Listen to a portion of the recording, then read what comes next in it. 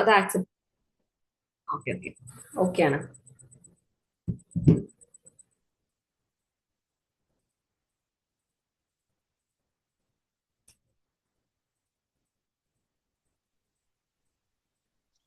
Good evening all. നമുക്ക് ചെറിയൊരു technical issue വന്നതുകൊണ്ടാണ് കുറച്ച് ഡിലേ ആയത്. ഇന്നത്തെ സെഷൻ വരുന്നത് ഇംഗ്ലീഷ് ആണ്. അമീന മാം ആണ് സെഷൻ ഹാൻഡിൽ ചെയ്യുന്നത്. സ്റ്റാർട്ട് ചെയ്യാൻ വേണ്ടി ഞാൻ മാമിനെ ഇൻവൈറ്റ് ചെയ്യാണ് കേട്ടോ. മാം സ്റ്റാർട്ട് ചെയ്തോളൂ. Okay, good evening everyone, welcome to Edfil learning.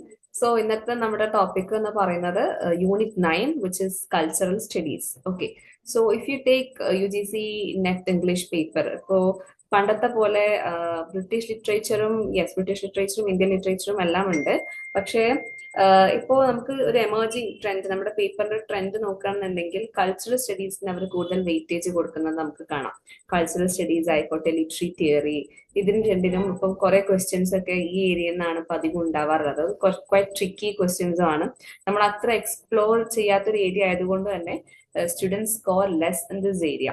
So it is very important that you focus and you prepare well this unit. Okay, ഇപ്പൊ ഈ ഒരു യൂണിറ്റ് നിങ്ങൾ നന്നായിട്ട് പ്രിപ്പയർ ചെയ്യേണ്ടതായിട്ടുണ്ട്.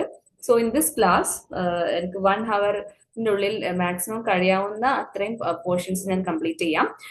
കൾച്ചറൽ സ്റ്റഡീസുമായി റിലേറ്റ് ചെയ്തിട്ടുള്ളതിൽ വരുന്ന ക്വീർ സ്റ്റഡീസ്, പിന്നെ cultural materialism, ഹെഗമനി, ഒരുപാട് topics നമ്മൾ ഓൾറെഡി കൾച്ചറൽ തിയറി ലിറ്ററി തിയറിയിലും ക്രിറ്റിസിസത്തിലായിട്ട് നമ്മൾ കവർ ചെയ്തിട്ടുണ്ട്. സോ അതൊന്നും ഞാൻ ഇതിൽ റിപ്പീറ്റഡ് ആയിട്ട് പറയുന്നില്ല. അപ്പൊ നിങ്ങൾ അറിഞ്ഞിരിക്കേണ്ട എന്താണ് കൾച്ചറൽ സ്റ്റഡീസ്, അതിന്റെ ഒറിജിൻ, അതിന്റെ ഡെവലപ്മെന്റ്, ആ ഒരു ട്രജക്ടറി ആണ് നമ്മൾ ഇതിൽ നോക്കാൻ പോകുന്നത്. ആൻഡ് കീ ഇമ്പോർട്ടൻറ്റ് തിയറിസ്റ്റ്, അതേപോലെ ആ തിയറിസ്റ്റുകളുടെ വർക്കുകൾ, പിന്നെ അവർ ഇൻട്രൊഡ്യൂസ് ചെയ്ത കുറച്ച് കൺസെപ്റ്റ്സ്. ഓക്കെ, സോ ഇതാണ് നമ്മൾ ഇന്നത്തെ ക്ലാസ്സിൽ ഫോക്കസ് ചെയ്യാൻ പോകുന്നത്. All right, so cultural studies. So what is culture? എന്താണ് കൾച്ചർ എന്ന് പറഞ്ഞാൽ? What is culture? കൾച്ചർ എന്ന് പറയുമ്പോൾ വി ഓൾ നോ ദാറ്റ്, നമ്മൾ മലയാളത്തിൽ പറയുമ്പോൾ സംസ്കാരം എന്ന് പറയും. സംസ്കാരം എന്ന് പറയുമ്പോൾ എന്താണ്? അതായത് ഒരു സമൂഹത്തിൽ അതിലുള്ള ജനങ്ങൾ എങ്ങനെയാണ് ജീവിക്കുന്നത്, അവരുടെ സ്റ്റൈൽ, അവരുടെ ട്രഡീഷൻസ്, ആചാരങ്ങൾ, ദ വേ ഓഫ് ലിവിങ്, അതാണ് കൾച്ചർ എന്ന് പറഞ്ഞാൽ. ഓക്കെ, സോ കൾച്ചറൽ സ്റ്റഡീസ് എന്ന് പറഞ്ഞാൽ it is the study about culture, അത്ര തന്നെയാണ്. Okay, what is cultural studies? It is the study of culture. എങ്ങനെയാണ് കൾച്ചറിനെ കുറിച്ചുള്ള കാര്യങ്ങളും ഇതൊക്കെയാണ് പഠിക്കുന്നത് ഇതിൽ. ഓക്കെ, സോ അപ്പൊ കൾച്ചറൽ സ്റ്റഡീസ് എന്ന് പറഞ്ഞിട്ടുള്ള ആ ഒരു അക്കാഡമിക് ഫീൽഡ്, ആ ഒരു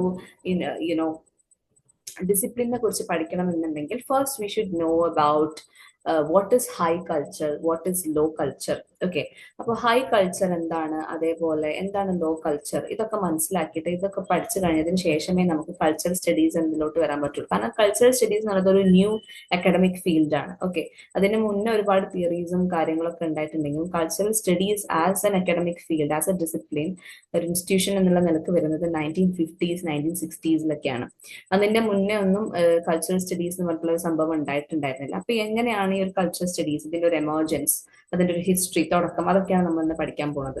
so first of we will start with high culture. High culture എന്ന് പറഞ്ഞ വാക്ക് കേൾക്കുമ്പോൾ തന്നെ you might remember Matthew Arnold, അല്ലെ? മാത്യു ആർണോൾഡ്, നമ്മൾ ക്രിറ്റിസിസം ഡിസ്കസ് ചെയ്ത സമയത്ത് തന്നെ മാത്യു ആർണോൾഡിന്റെ കൾച്ചർ ആൻഡ് അനാർക്കി നമ്മൾ ഡിസ്കസ് ചെയ്തിട്ടുണ്ടായിരുന്നു. What is culture according to Matthew Arnold?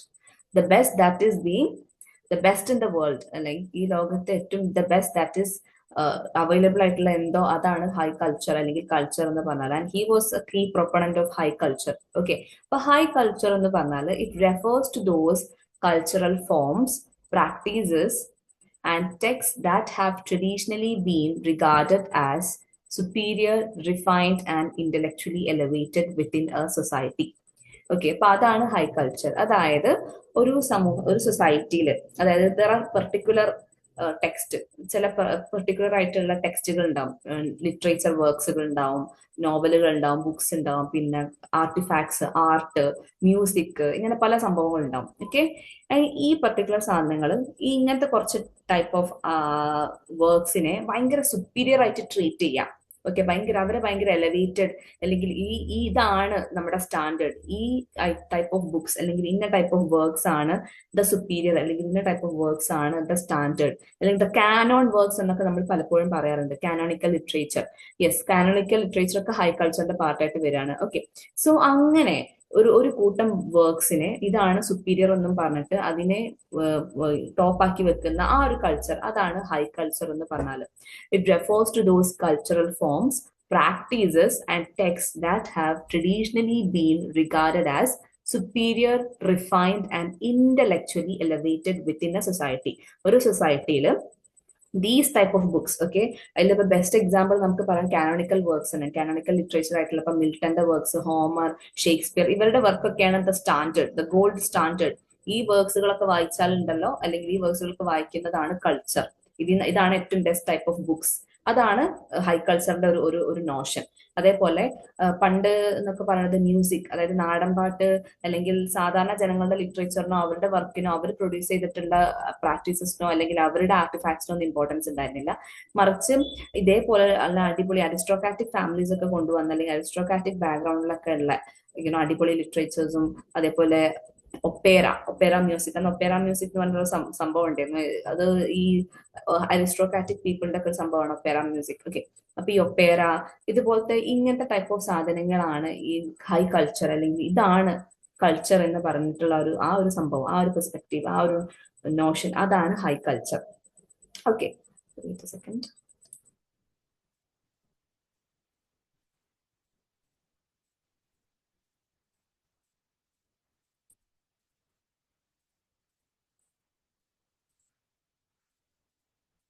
Okay, so high culture, it refers to those cultural forms, practices and texts that have traditionally, അതായത് പണ്ട് മുതലേ സെറ്റ് ചെയ്ത് വെച്ചതാണ്. Okay, that has been regarded as superior, refined and intellectually elevated within a society. ഒരു കാര്യം പറയാം, ഒരാള് അന്നത്തെ കാലത്ത് തന്നെ ഈ ഒരു ടൈം പീരീഡ്, ഈ ഹൈ കൾച്ചറിന്റെ ടൈം പീരീഡ് എന്ന് പറയുമ്പോൾ നമ്മുടെ റിനൈസൻസ് പീരീഡ് മുതൽ ഒരു വിക്ടോറിയൻ ഇംഗ്ലണ്ട് വരെയുള്ള, വിക്ടോറിയൻ പീരീഡ് വരെയുള്ളതൊക്കെയാണ് ഈ ഹൈ കൾച്ചറിന്റെ പീരീഡ് എന്ന് പറയുന്നത്. അപ്പൊ ആ ഒരു ടൈമിൽ ഞാൻ ആ ഒരു സൊസൈറ്റിയിൽ ജീവിക്കുന്ന ഒരാളാണ്. ഞാനിപ്പം പോയിട്ട് ഒരു സാധാ ഒരു ഫേമസ് അല്ലാത്തൊരു വർക്കുകളൊക്കെയാണ് ഞാൻ വായിക്കുന്നത്. അതായത് ഇവർ പറഞ്ഞിട്ടുള്ള ഈ എസ്റ്റാബ്ലിഷ്ഡ് ആയിട്ടുള്ള റൈറ്റേഴ്സിന്റെ വർക്ക് ഒന്നും വായിക്കാതെ നോർമൽ ആയിട്ടുള്ള ഒരാളുടെ വർക്ക് വായിക്കുന്നു, അല്ലെങ്കിൽ നോർമൽ ആയിട്ടുള്ള സാധാ ഒരു ഒരു ഒരു എന്താ പറയാ മ്യൂസിക്കൽ ഫംഗ്ഷന് ഞാൻ അറ്റൻഡ് ചെയ്യുന്നു. ഓക്കെ, ഒപ്പേറ അങ്ങനത്തതൊന്നുമല്ല, ഇപ്പൊ നോർമൽ ആയിട്ടുള്ള അത്ര ഫേമസ് അല്ലാത്ത ഐറ്റംസ് ഒക്കെ കാണാൻ പോകുന്നു. അങ്ങനെയാണെങ്കിൽ ആൾക്കാർ പറയുന്നത് okay, that is not part of high culture, അയാൾക്ക് കൾച്ചർ ഇല്ല എന്ന് തന്നെ പറയും. കൾച്ചർ ഉണ്ടാവണം എന്നുണ്ടെങ്കിൽ എന്താണ്, നമ്മൾ ഹൈ കൾച്ചർ ആണ്, അല്ലെങ്കിൽ നമ്മൾ നല്ല കൾച്ചറലി സുപ്പീരിയർ ആണെന്ന് കാണിക്കണം എന്നുണ്ടെങ്കിൽ നമ്മൾ ഇത്തരത്തിലുള്ള ബുക്സുകളും ഇത്തരത്തിലുള്ള ആർട്ടിഫാക്ട്സുകളൊക്കെയാണ് നമ്മൾ വായിക്കേണ്ടത്. അങ്ങനെയാണെങ്കിൽ നമ്മൾ ഹൈ കൾച്ചറിന്റെ പാർട്ടാണ്. Okay, high culture is basically the things society has traditionally decided as elite, refined and serious. Okay, അപ്പം ഹൈ കൾച്ചർ എന്ന് പറഞ്ഞ സാധനങ്ങൾ, അല്ലെങ്കിൽ ഹൈ കൾച്ചർ എന്ന് പറയുന്നത് എന്താണ്, സൊസൈറ്റി ഫിക്സ് ചെയ്തിട്ടുണ്ട്. അതായത് ഇന്ന ടൈപ്പ് ഓഫ് വർക്ക്സുകളാണ്, അവരെന്താണ് എലീറ്റ് ആണ്, അവർ റിഫൈൻഡ് ആണ്, സീരിയസ് ആണ്. And if we are indulging in those type of works, then we are also a part of high culture. That is high culture. അങ്ങനത്തെ സാധനങ്ങളൊക്കെ ഉണ്ടെങ്കിലേ നമ്മൾ കൾച്ചറിന്റെ പാർട്ടാവുള്ളൂ. അതാണ് കൾച്ചർ എന്നാണ് അവർ പറയുന്നത്. സോ ആരാണ് ഈ ഹൈ കൾച്ചർ കൊണ്ടുവന്നത്, അല്ലെങ്കിൽ who are these people behind, അല്ലെങ്കിൽ ആരാണ് ഈ വർക്ക്സുകളാണ് ദ ഗോൾഡ് സ്റ്റാൻഡേർഡ് എന്ന് ഫിക്സ് ചെയ്തിട്ടുള്ള ആൾക്കാർ? Obviously the ruling class people. Okay, ruling class people ആണ്, ദേ ഫിക്സ്, അല്ലെങ്കിൽ അവരാണ് ഈ ഒരു സ്റ്റാൻഡേർഡ് ഫിക്സ് ചെയ്യുന്നത്. അതായത് these type of works, these type of practices, അല്ലെങ്കിൽ these type of text, they are the gold standard, അല്ലെങ്കിൽ ദേ ആർ ഹൈ കൾച്ചർ എന്ന് പറയുന്നത് ഈ റൂളിംഗ് ക്ലാസ് പീപ്പിൾ ആണ്. റൂളിംഗ് ക്ലാസ് പീപ്പിൾ എന്ന് പറയുമ്പോൾ the king, the noble people, the aristocrats, the rich people, okay, rich minority people, ഇവർ fix ചെയ്യാണ്. അതായത് ഇങ്ങനെയൊക്കെ ഈ ഒരു സംഭവങ്ങളൊക്കെ വായിക്കുന്നുണ്ട്, then you are also part of this high culture. And renaissance, enlightenment, Victorian periods, ഈ പീരിയഡ്സുകളൊക്കെയാണ് ഞാനിപ്പോ ഈ പറഞ്ഞ ഹൈ കൾച്ചർ പ്രൊമോട്ട് ചെയ്ത പീരിയഡ്. ഓക്കെ, ബിക്കോസ് ഈ പീരിയഡ്സിന്റെ ഒക്കെ പ്രത്യേകത എന്ന് പറഞ്ഞത് it was class based society ആയിരുന്നു. റിനൈസൻസ് പീരിയഡ് ആയിക്കോട്ടെ, എൻലൈറ്റൻമെന്റ് പീരിയഡ് ആയിക്കോട്ടെ, വിക്ടോറിയൻ കാലഘട്ടം ആയിക്കോട്ടെ, all of these were class based society അല്ലെ. So cultural production and conception were closely link to social hierarchy. ആ കാലത്ത് എന്താണ് ഈ ഒരു കൾച്ചറൽ പ്രൊഡക്ഷൻ, അല്ലെങ്കിൽ ഈ ടൈപ്പ് ഓഫ് കൺസെപ്ഷൻ കാര്യങ്ങളൊക്കെ എന്താണ്, it was closely link to social hierarchy. So now you understand why the ruling class people insisted on high culture, because they want to control things, because they want to stay on the top tier. Okay, അപ്പം ഇതൊക്കെ ആ ഒരു social hierarchy maintain ചെയ്യാൻ വേണ്ടിയിട്ട് ഈ high culture ഒക്കെ maintain ചെയ്തത്, അല്ലെങ്കിൽ ഇതാണ് ഗോൾഡ് സ്റ്റാൻഡേർഡ് എന്ന് പറഞ്ഞ് പ്രൊജക്ട് ചെയ്തത് ആരാണ്? റൂളിംഗ് ക്ലാസ് പീപ്പിൾ ആണ്. വൈ? ബിക്കോസ് അവരുടെ ആ ഒരു സോഷ്യൽ ഹൈറാർക്കി മെയിൻറ്റെയിൻ ചെയ്യാൻ വേണ്ടിയിട്ട്. High culture reflects the taste, values and world view of elite. ഈ ഹൈ കൾച്ചർ റിലേറ്റ് ചെയ്യാൻ പറ്റിയ ആൾക്കാർ എന്ന് പറയുന്നത് ഈ റിച്ച് അരിസ്റ്റോക്രാറ്റിക് ബൂഷ്യ പീപ്പിളിന് മാത്രമാണ്. സാധാരണ ജനങ്ങൾക്കൊന്നും ഇത് റിലേറ്റ് ചെയ്യാൻ പറ്റില്ല. ഓക്കെ, സോ ഹൈ കൾച്ചർ എന്ന് പറയുന്നത് എന്താണ്? It reflects all those taste. അത് elite aristocratic upper class educated people, അങ്ങനത്തെ മൈനോറിറ്റീസ് ഉണ്ടാവും ഒരു സൊസൈറ്റിയിൽ. അവരുടെ ടേസ്റ്റുകൾ, അവരുടെ വേൾഡ് വ്യൂസ്, അവരുടെ വാല്യൂസ്, ഇതൊക്കെയാണ് ഈ ഹൈ കൾച്ചർ റിഫ്ലക്ട് ചെയ്യുക. Okay, it is not naturally superior. അത് നാച്ചുറലി ഇവർ പറയുന്നത് എന്താണ്? ഈ type of works, these classical literature, these classical music, ഈ ക്ലാസിക്കൽ ആർട്ട് ഫോംസ്, ഇതൊക്കെയാണ് സുപ്പീരിയർ, അല്ലെങ്കിൽ ഇത് കണ്ടാലാണ് കൾച്ചർ ഉണ്ടാവുക എന്ന് ഇവർ അങ്ങോട്ട് പറയാണ്. ഓക്കെ, പക്ഷെ ഇവരത് പറയുന്നത് ദിസ് ഇസ് നോട്ട് നാച്ചുറലി ആയിട്ടുള്ള സംഭവം. നാച്ചുറലി ഈ വർക്ക്സുകളൊന്നും സുപ്പീരിയർ ആവുന്നതല്ല, അതൊരു സോഷ്യൽ കൺസ്ട്രക്റ്റ് ആണ്. ഓക്കെ, അത് ഇവരങ്ങോട്ട് തീരുമാനിക്കുകയാണ്. Yes, these type of art forms, these type of text, they are superior and refined എന്ന് ഇവരങ്ങ് തീരുമാനിക്കുകയാണ്. So it is socially constructed, it is not naturally superior. അങ്ങനെ ഒരു സംഭവം ഇല്ല. Okay, so in the 19th century, thinkers such as Matthew Arnold, ഞാൻ നേരത്തെ പറഞ്ഞു, Matthew Arnold strongly reinforce the notion of high culture. Matthew അർണോൾഡിനെ പോലുള്ള 19th century Victorian thinkers ഒക്കെയാണ് ഈ ഒരു ഹൈ കൾച്ചറിനെ കൂടുതലായിട്ടും പ്രൊമോട്ട് ചെയ്തിട്ടുണ്ടായിരുന്നത്. മാത്യു അർണോൾഡിന്റെ നമ്മൾ ക്രിറ്റിസിസം പറഞ്ഞപ്പോൾ നമ്മൾ പറഞ്ഞിട്ടുണ്ടായിരുന്നു എന്താണ് സ്വീറ്റ്നെസ് ആൻഡ് ലൈറ്റ്. കൾച്ചർ എന്ന് പറയുന്നത് what is best seen and produced in this world, അതാണ് കൾച്ചർ എന്ന് അദ്ദേഹം പറയുന്നുണ്ട്, അല്ലെ? So Arnold defined culture as the best that has been taught and said in the world. Yes, culture എന്ന് പറയുന്നത് എന്താണ്? According to Matthew Arnold, it is that the best that has been taught and said in the world, and argued that the exposure to such culture would morally and intellectually uplift the society. ഇദ്ദേഹത്തിന്റെ പോലെയുള്ള ഈ high culture promote ചെയ്യുന്ന ആൾക്കാർ എന്താ പറഞ്ഞത്? ഇത്തരത്തിലുള്ള വർക്കുകൾ, ഇത്തരത്തിലുള്ള ഹൈ കൾച്ചർ എന്ന് പറയുന്ന ഇത്തരത്തിലുള്ള ഗോൾഡ് സ്റ്റാൻഡേർഡ് വർക്കുകൾ, ഈ കാനോണിക്കൽ ലിറ്ററേച്ചർ, ഇങ്ങനത്തതൊക്കെ വായിക്കുമ്പോഴേ നമ്മൾ എന്താവുള്ളൂ? മോറലി ആൻഡ് ഇന്റലക്ച്വലി നമ്മൾ അപ്ലിഫ്റ്റ് ആവുകയുള്ളൂ. ഓക്കെ, ഇപ്പൊ നമ്മുടെ സോഷ്യൽ സർക്കിളിൽ തന്നെ നമുക്ക് കാണാം, ചില ആൾക്കാരുണ്ടാവും ഭയങ്കര സ്നോബിഷ് ആയിട്ട്, ചില ആൾക്കാരുണ്ട് അവർ ഭയങ്കര ഇന്റലക്ച്വൽ ആണ്, അങ്ങനെയൊക്കെയാണെന്നൊക്കെ അവർ പുറത്തേക്ക് പ്രൊജക്ട് ചെയ്യും. അപ്പം അവർ വിചാരിക്കുന്ന സെറ്റ് ഓഫ് വർക്കുകളൊക്കെ വായിക്കാത്ത ആൾക്കാരൊക്കെ അവർ ഭയങ്കര പുച്ഛമായിട്ടാണ് കാണാറുള്ളത്, അല്ലെ? നിങ്ങൾക്ക് തന്നെ റിലേറ്റ് ചെയ്യാൻ പറ്റും. അങ്ങനെ കുറച്ച് ആൾക്കാരുണ്ട്, അതായത് ഈ ടൈപ്സ് ഓഫ് മൂവീസ് കാണുന്നവർ, ഈ ടൈപ്സ് ഓഫ് വർക്ക്സുകൾ വായിക്കുന്നവർ, അല്ലെങ്കിൽ ഈ ടൈപ്പ് ഓഫ് ആർട്ട് ഫോംസിനെ ഫോളോ ചെയ്യുന്നവരാണ് ടോപ്പ് ടയർ. ബാക്കിയുള്ളവരൊന്നും നമ്മൾക്ക് പറ്റിയതല്ല, അല്ലെങ്കിൽ അവരൊക്കെ കൾച്ചർ ഇല്ലാത്ത, അല്ലെങ്കിൽ അവരൊന്നും ഇന്റലക്ച്വൽ അല്ല എന്ന് പറഞ്ഞൊരു കൂട്ടം ആൾക്കാരുണ്ട്. അതേപോലെ നിങ്ങൾക്ക് ഇതും റിലേറ്റ് ചെയ്യാം. Okay, so this view positioned high culture as a civilising force. Okay, actually high culture എന്ന് പറഞ്ഞത് എന്താണ്? It is a civilising force ആണ്. Okay, and implicitly treated popular or folk culture as inferior or crude. ഈ high culture എന്താ ചെയ്തതെന്ന് വെച്ചാൽ അവർ അവരുടെ aristocratic ആൾക്കാരെ ഫേവർ ചെയ്യുന്ന, അവരുടെ ടേസ്റ്റിനനുസരിച്ചുള്ള ലിറ്ററേച്ചർ മാത്രം ടോപ്പാന്ന് പറയും. മറിച്ച് ഈ പാവം സാധാരണ ജനങ്ങളുടെ ഇടയിൽ നിന്ന് വരുന്ന പോപ്പുലർ കൾച്ചർ, അവരുടെ ഇടയിൽ നിന്ന് വരുന്ന പോപ്പുലർ വർക്കുകൾ, ഫോക്ക് കൾച്ചേഴ്സ്, ഇതൊക്കെ എന്താണ്? ഇൻഫീരിയർ അല്ലെങ്കിൽ ഭയങ്കര നെഗറ്റീവ് ആയിട്ടാണ് അവർ ട്രീറ്റ് ചെയ്യാറുള്ളത്. അപ്പം അങ്ങനത്തെ വർക്കുകളൊന്നും പോപ്പുലർ അല്ലാതെ ആരും കാണാതെ അത് അങ്ങനെ പോകും. ഓക്കെ, സോ അതാണ് ഇതിന്റെ ഒരു പ്രശ്നം. സോ ക്ലാസിക്കൽ ലിറ്ററേച്ചർ ഏതൊക്കെയാണ് ഈ ഒരു ഇപ്പൊ ഇവര് പറഞ്ഞ ഹൈ കൾച്ചറിന്റെ പാർട്ട് ആവുക? എന്തൊക്കെയാണ് ക്ലാസിക്കൽ ലിറ്ററേച്ചറുകൾ? ഓക്കെ, നമ്മൾ കാനോൺ ലിറ്ററേച്ചേഴ്സ് എന്ന് പറഞ്ഞ് ട്രീറ്റ് ചെയ്യുന്ന ഒരുപാട് ലിറ്ററേച്ചേഴ്സ് ഉണ്ട്, അല്ലെ? ഇപ്പം starting from the ancient Greek Roman works. Okay, ancient Greek Roman വർക്കുകൾ, അതേപോലെ എലിസബത്തൻ ലിറ്ററേച്ചേഴ്സ്, ഷേക്സ്പിയറിന്റെ വർക്ക്, അതേപോലെ അലക്സാണ്ടർ പോപ്പിന്റെ വർക്കുകൾ, പിന്നെ മിൽട്ടന്റെ വർക്ക്സ്. അപ്പൊ ഇങ്ങനെ കുറച്ച് ക്ലാസിക്കൽ കാനോണിക്കൽ ലിറ്ററേച്ചേഴ്സ് എന്ന് പറഞ്ഞിട്ട് നമ്മൾ സെറ്റ് ചെയ്ത് വെച്ച, ഓൾറെഡി അന്നത്തെ ആൾക്കാർ സെറ്റ് ചെയ്ത് വെച്ച കുറച്ച് ലിറ്ററേച്ചേഴ്സ് ഉണ്ട്. അങ്ങനത്തെ ലിറ്ററേച്ചർ വായിക്കുമ്പോൾ അത് ഹൈ കൾച്ചറിന്റെ ഭാഗമാണ്. അതേപോലെ ക്ലാസിക്കൽ മ്യൂസിക്, മൊസാർട്ടിനെയും ബിതോവനെയും ഇവരുടെയൊക്കെ മ്യൂസിക് നമ്മൾ ഇൻഡൽജ് ചെയ്യുന്നുണ്ട്, that is high culture.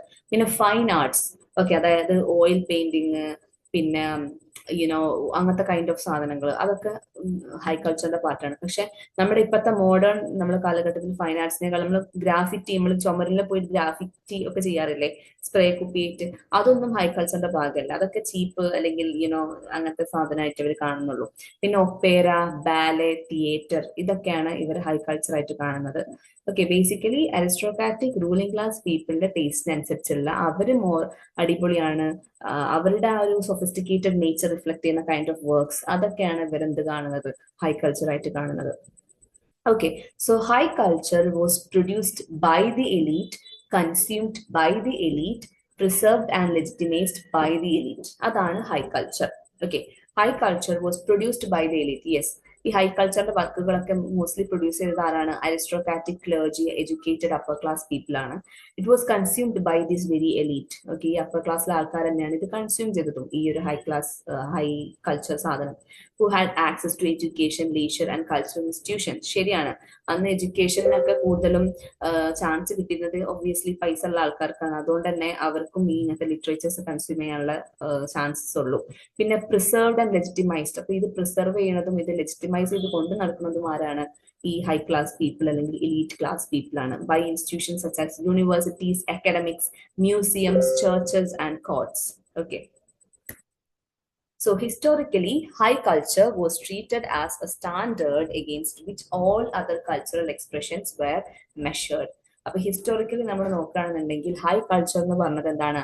It was treated as the standard against which all other cultural expressions were measured. ഇതിനെ അങ്ങോട്ട് ടോപ്പ് ആക്കി വെക്കും, ഒരു എന്താ പറയാ, ഒരു യാർഡ് സ്റ്റിക്ക് ആക്കിയിട്ട് ഹൈ കൾച്ചറിനെ. എന്നിട്ട് ഇത് വെച്ചിട്ടാണ് ബാക്കിയുള്ള ആൾക്കാർ ബാക്കി വർക്ക്സിനെ ജഡ്ജ് ചെയ്യുന്നത്. ഇപ്പം നമ്മുടെ മാത്യു ആർണോൾഡിന്റെ ഒക്കെ സെയിം ഫിലോസഫി ഒക്കെ തന്നെയാണ്. നമ്മൾ ഒരു ലിറ്ററേച്ചറിനെ നമ്മൾ ഇവാലുവേറ്റ് ചെയ്യേണ്ടത് മുമ്പുള്ള പണ്ടത്തെ ആൻഷ്യൻ വർക്ക്സുമായിട്ട് റിലേറ്റ് ചെയ്യുക, കമ്പയർ ചെയ്യുക എന്നൊക്കെയാണ് അദ്ദേഹം പറഞ്ഞിട്ടുള്ളത്, അല്ലെ?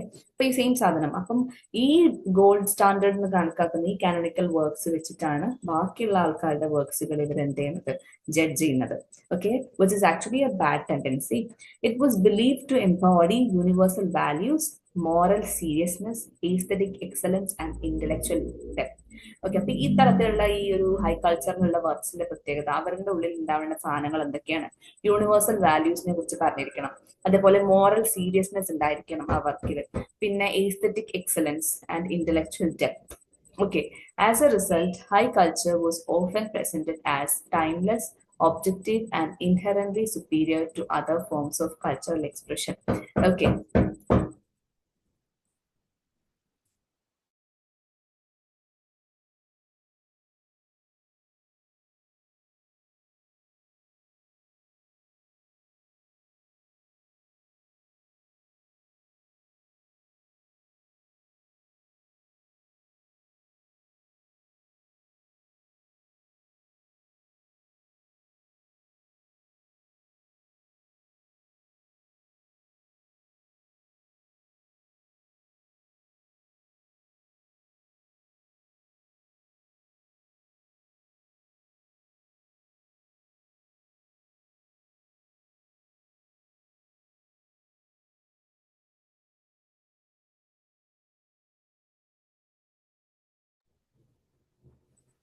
Okay. So as a result, high culture was often presented as timeless, objective, and inherently superior to other forms of cultural expression. അതുകൊണ്ട് തന്നെ ഈ ഒരു ഹൈ കൾച്ചർ സാധനം എങ്ങനെയാണ്?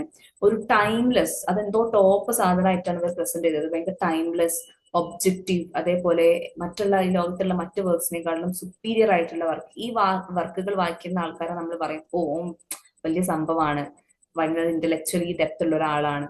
ഓക്കെ, അപ്പൊ അതൊക്കെ ഒരു ഹൈ കൾച്ചറൽ ഭാഗമാണ്. Okay, so the high culture എന്ന് പറഞ്ഞ ഈ സംഭവം, it was considered as timeless, it was considered as objective and inherently superior to other forms of cultural expression. മറ്റുള്ള കൾച്ചറൽ എക്സ്പ്രഷൻ ഒക്കെ മാർജിനിൽ കിടക്കും, അവരൊക്കെ ജസ്റ്റ് ഔട്ട് സൈഡിലായിരിക്കും. പക്ഷെ ഇവർക്കാണ് കൂടുതൽ ഇമ്പോർട്ടൻസ് കൊടുത്തിട്ടുണ്ടായിരുന്നത്. അതുകൊണ്ട് തന്നെ മറ്റ് ഫോംസ് ഓഫ് കൾച്ചറൽ എക്സ്പ്രഷൻസ് എന്തായില്ല, അത്ര പോപ്പുലർ ആവാതെ പോയിട്ടുണ്ടായിരുന്നു. ഓക്കെ, സോ ഓക്കെ, അങ്ങനെയാണ്. ഇതാണ് ഹൈ കൾച്ചർ, ലോ കൾച്ചർ എന്ന് പറഞ്ഞ സംഭവം. ലോ കൾച്ചർ എന്ന് പറഞ്ഞാൽ ഹൈ കൾച്ചറിന്റെ നേരെ ഓപ്പോസിറ്റ്. ഓക്കെ, അപ്പം ഇതാണ് ഹൈ കൾച്ചർ. ഇത്രയും നേരം ഞാൻ പറഞ്ഞതാണ് ഹൈ കൾച്ചർ. അതായത് ഇറ്റ് ഈസ് ദ വേ, എങ്ങനെയാണ് പണ്ടത്തെ ആൾക്കാർ അല്ലെങ്കിൽ ആ ഒരു വിക്ടോറിയൻ, എലിസബത്തൻ, നയൻസീൻസ് ആ പീരീഡിലൊക്കെ എങ്ങനെയാണ് കൾച്ചറിനെ അവര്, അന്നത്തെ കൾച്ചർ എന്ന് പറഞ്ഞിട്ട് അവര് ഒരു ട്രഡീഷണലി അവരെന്ത് ചെയ്തു, ഭയങ്കര ടോപ്പ് ആക്കിയിട്ട്, അതായത് ഇന്ന ടൈപ്പ് ഓഫ് എലീറ്റ് ക്ലാസിന്റെ അവരുടെ ടേസ്റ്റിന് മാച്ച് ആയിട്ടുള്ള വർക്ക്സിനെ ഒരു എന്താ പറയാ ത്രഷോൾഡ് ആയിട്ട് അല്ലെങ്കിൽ ഗോൾഡ് സ്റ്റാൻഡേർഡ് ആക്കി പ്രൊജക്ട് ചെയ്ത് വെച്ചിട്ടുള്ള ആ സംഭവം, അതാണ് ഹൈ കൾച്ചർ എന്ന് പറയുന്നത്. ഓക്കെ, അപ്പൊ അന്ന് ബാക്കിയുള്ള കൾച്ചറൽ എക്സ്പ്രഷൻസ്, അതായത് ജനറൽ, അതായത് പോപ്പുലർ കൾച്ചർ അല്ലെങ്കിൽ പോപ്പുലർ മാസിന്റെ കൾച്ചർ, സാധാരണ ജനങ്ങളുടെ കൾച്ചർ അല്ലെങ്കിൽ അവരുടെ വർക്ക്സിനൊന്നും അത്ര ഇമ്പോർട്ടൻസ് കൊടുത്തിട്ടുണ്ടായിരുന്നില്ല. അതൊക്കെ സൈഡ് ലൈൻ ആയി കിടന്നു. അപ്പൊ ഇതാണ് high culture. Okay, so it was treated as a standard against which all other cultural expressions were measured. Okay, അപ്പം ഇങ്ങനെ ഈ ഒരു ടൈപ്പ് ഓഫ് ഹൈ കൾച്ചറിന് എഗെയിൻസ്റ്റ് ആയിട്ട് അല്ലെങ്കിൽ അതിനൊരു റിയാക്ഷൻ ആയിട്ട് വന്നതാണ് നമ്മുടെ കൾച്ചറൽ സ്റ്റഡീസ്. ഓക്കെ, അപ്പം കൾച്ചറൽ സ്റ്റഡീസ് വാസ് ആക്ച്വലി ഇപ്പൊ നമ്മളിപ്പോ ഇന്നത്തെ point of discussion cultural studies എന്ന് പറഞ്ഞത് എന്താണ്?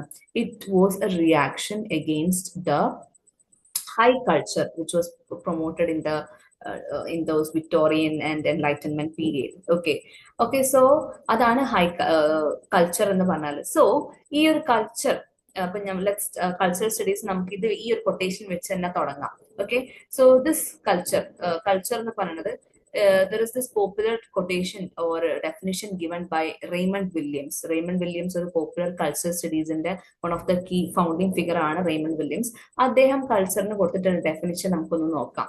കൾച്ചർ എന്ന് പറഞ്ഞാൽ എന്താണ്? It is a whole way of life.